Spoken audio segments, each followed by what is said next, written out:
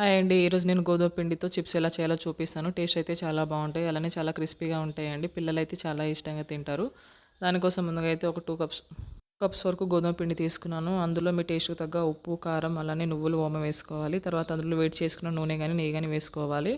అది వేసుకొని ఇప్పుడు కొంచెం కొంచెం వాటర్ పోసుకొని అయితే చపాతీ పిండిలాగా అయితే కలుపుకోవాలి. ఇలా కలుపుకున్న తర్వాత ఒక 10-15 మినిట్స్ వరకు పక్కన పెట్టేయాలి. తర్వాత ఇప్పుడు చిన్న చిన్న ముద్దలాగా ఇలా తీసుకొని చపాతీ చేసుకోవాలండి. మనకు అంటే ఎంత వీలైతే అంత అంటే పలుచగా చేసుకోవాలి. ఇలా చేసుకున్న తర్వాత మీకు నచ్చిన షేప్‌లో కట్ చేసుకోండి. నేనైతే ఇక్కడ డైమండ్ షేప్ కట్ చేస్తున్నాను. ఇలా కట్ చేసుకొని ఇప్పుడు మనం ముందుగానే ఆయిల్ పెట్టేసి హీట్ అవుతూ ఉంటది కదా! ఇప్పుడు అంటే వేడైపోయిన నూనెలో అయితే ఇది వేసుకొని మీడియం ఫ్లేమ్‌లో పెట్టుకొని 2 సైడ్స్ అయితే టర్న్ చేసుకుంటూ డీప్ ఫ్రై చేసుకోవాలండి. సో, ఇలా చేసుకుంటే ఏందంటే మనకు చాలా క్రిస్పీగా వస్తాయి. టేస్ట్ కూడా చాలా బావుంటది. ఎప్పుడు ట్రై చేయకపోతే ఈ రెసిపీ ఒకసారి కంపల్సరీ ట్రై చేయండి. పిల్లలకి ఈవినింగ్ స్నాక్స్ కూడా అంటే వాళ్ళు చాలా ఇష్టంగా తింటారు. సో, వీడియో నచ్చితే కంపల్సరీ లైక్ చేయండి, షేర్ చేయండి, సబ్స్క్రైబ్ చేసుకోండి. Thanks for watching.